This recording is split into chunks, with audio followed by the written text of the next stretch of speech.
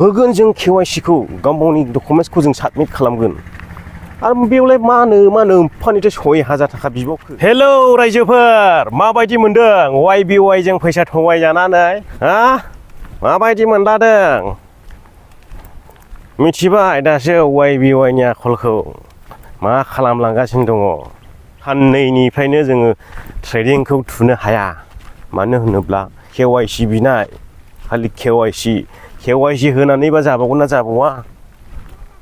आरो मा नांबावगौ, KYC आवबो 6000 थाखा नांबावखागौ आरोखि। फाग्लानो खोनाफेराखैमोन आं KYC आवहाय इसिबां गोबां फैसा लानायखौहाय, नाथाय दिनैहाय YBY निफ्राय खोनानो मोनबाय माने 6000 थाखा होलासो KYC जायोनो। माथो जोंखौलाय बेंकफ्राव KYC हैनो थाङोबा फ्रियावनो जाबोयो, माथ्र जोंहा थाङो जाहैबाय जों बाहेरानिफ्राय फर्म लायोबा 30 थाखा 20 थाखा 25 थाखा बिनि बारा थाङा।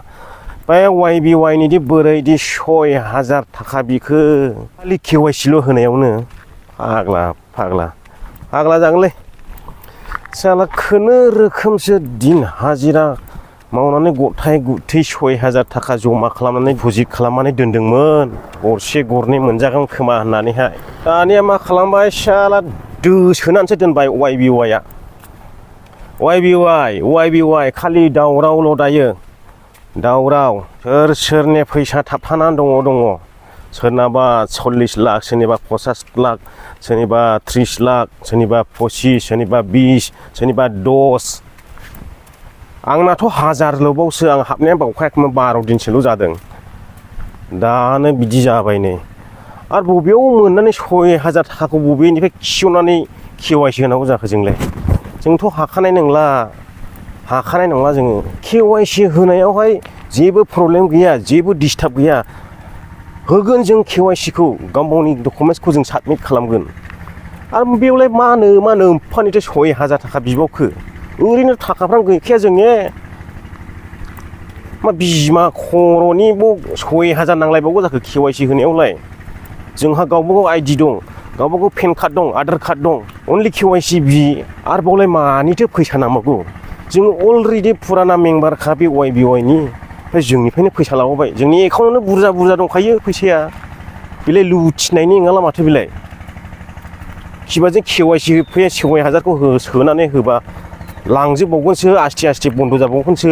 जेरैहाय FKB आ दायो बन्द' जादों, माथो जेबो रिप्लायबो हरला। मैयानिफ्राय सिगनेल गैला, FKB आबो बन्द'। 5000 थाखा दंमोन आंनियाव, बेयावबो थांबाय रायजोफोर, थांबाय, गैला, मोनजानाय नंला। आरो बे YBY आबो थांबावसिगोन, खारबावसिगोन।